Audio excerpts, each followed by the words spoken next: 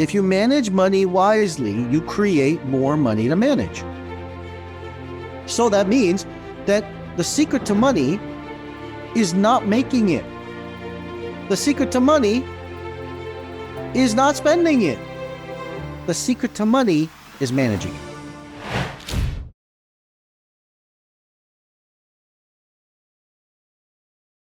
But there are a lot of people who became entitled that the government's just giving us money, right? And that when we put ourselves in a state of entitlement, what we're doing is we're literally thinking that we deserve it when we haven't earned it. When you have self-worth, you earn. You do things narcissistically and altruistically. You serve and you receive. You do something for the world and the world repays you because of it. It's not blanket that you just deserve it. That's why I make that statement. You have to do something in order to get something. So if you're sitting at home and not doing anything, not providing value to the world, not asking to provide value to the world, not helping people, not going out and showing people what you could do, any of that stuff, and you're not getting the result, then you're looking for a deserve factor. You're looking to deserve something. I'd rather sit and say, you know what, raise your self-worth. Go do something for the world that actually allows you to feel more valuable, that you actually create more of an income.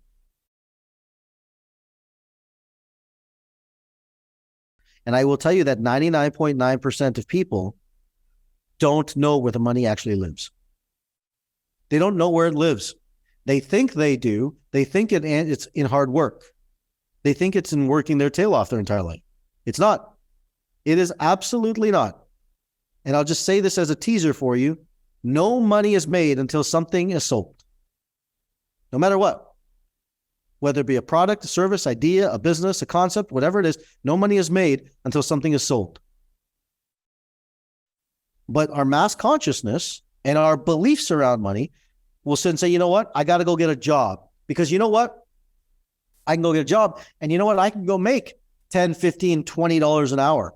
And you're either going to spend your time selling your time for money, or you're going to sell a result, or you'll sell a business, or you'll sell equity, whatever it is you're selling. We'll talk about that Smart Money Life, but it's not going to be one or the other. You're going to look at it and say, okay, I'm choosing this path. And the choices you make lead to the destiny you have. Money is a resource. Let's look at it, because if you understand how to use your resources, you actually have more of it. But our beliefs around money are the limitations of what we have, what we create, what we do.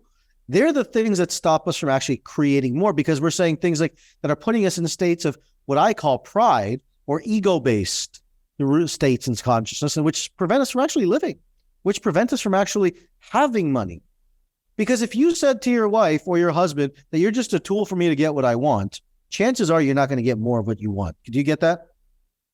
It's just not going to happen, because the other person's going to feel resentful. They're going to feel angry. They're going to feel pissed off about it. If you take out a $100 bill or $200 bill, and Allison, you hold it, you touch it, you feel it, and you ask yourself, what is my relationship to this thing? That's the ultimate question.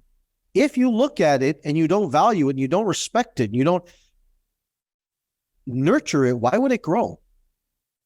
So in these 27 weeks of wealth, I want you to consider this idea of money as a relationship with a resource, because how you relate to that resource is going to depend on how you manage it. If you manage it from ego or anger or resentfulness, you're going to create more chaos inside of it. I used to have this thing, and I don't recommend you do it now, but I used to have this thing before, back in the day. Like, I love going to comedy shows. And I love going to comedy shows because it completely changes your energy. And that comedian is so brilliant at changing your energy. But laughter, as Patch Adams said a long time ago, and some of you know the story in that, it's like Patch Adams said that laughter is the healer of all things. And there's some truth to that. But think about it. If you're always serious and you have that relationship with money, and if you're always serious and grumpy and pissed off, do you think money is going to be like, oh, I can't wait to come in this person's energy? I can't wait to be in this person's energy. Wow, they get to be pissed off and grumpy. And you know what? No, I don't want that. I wouldn't want that either. Allison, I don't know you. You seem like a bright woman. Like, would you want that in a relationship? Like, I don't think so. Nobody does, right? She's like, oh, hell no. For those of you guys in the side, her response was no. It was a hell no. I get it. But we've got to then look at our emotions to ask ourselves, what is our belief? And are our beliefs actually accurate? Are they really real about money? Are they really real about what we're talking about? There's a difference between a truth and a fact. And let me kind of define the difference between the two. A truth is something that you perceive to be real.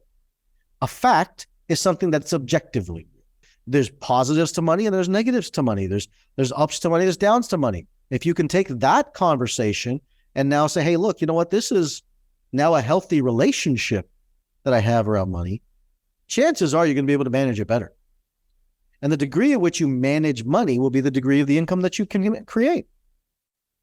If you manage money wisely, you create more money to manage. Let me say it again. If you manage money wisely, you create more money to manage. And in case your pen wasn't working at that time, let me say it again.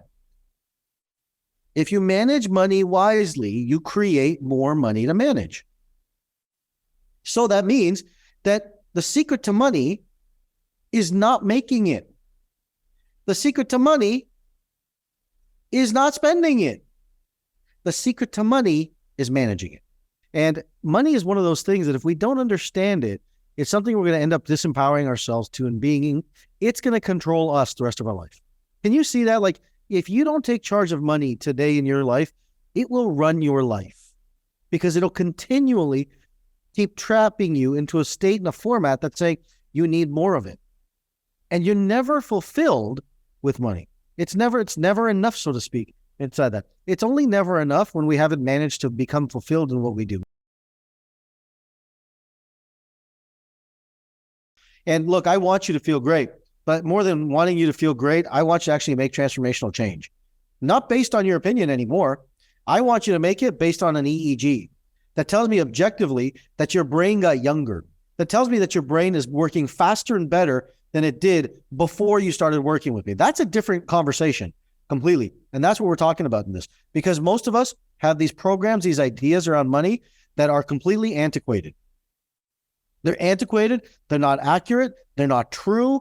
And we've been holding on to them saying that, things like money is the tool. Many people have heard that money is a tool, right? What a stupid thing to say.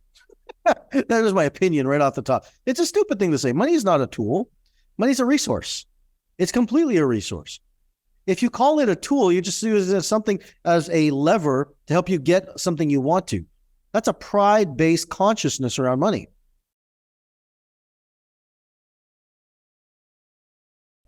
I want to try and teach you over the course of the next 27 weeks about being grateful for money. Because when you're grateful for the money that shows up, you don't put an expectation on it. You're actually grateful for what shows up in your life. A lot of times and I'm not saying you do this, Allison, but I know I'm definitely guilty of it. I'm sure others are as well, is that we sit and say, let's say you want to make $10,000 and then, you get 5,000 or 7,000 and you're like, but it wasn't 10,000. Jeez. God, can't believe it. I didn't get the 10,000. I got 7, didn't get 10. It's not what I wanted. What do you think we do to ourselves? What's our relationship in that? Instead of actually being grateful for the 7 and opening the door for the other 3K to come in, we shut down inside that. Yeah, the reality is this, is that you have your allotment that you have gotten in your world and you have to learn to manage that. Can you agree with that statement? Right? And whatever that number is, it's your number.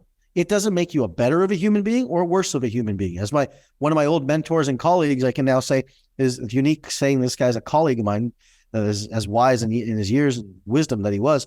Bob Proctor used to say, money makes you more of who you are. Money makes you more of who you are. That means if you're an asshole, money makes you more of an asshole. If you're a great person and someone who's there to help people, then money makes you more of that.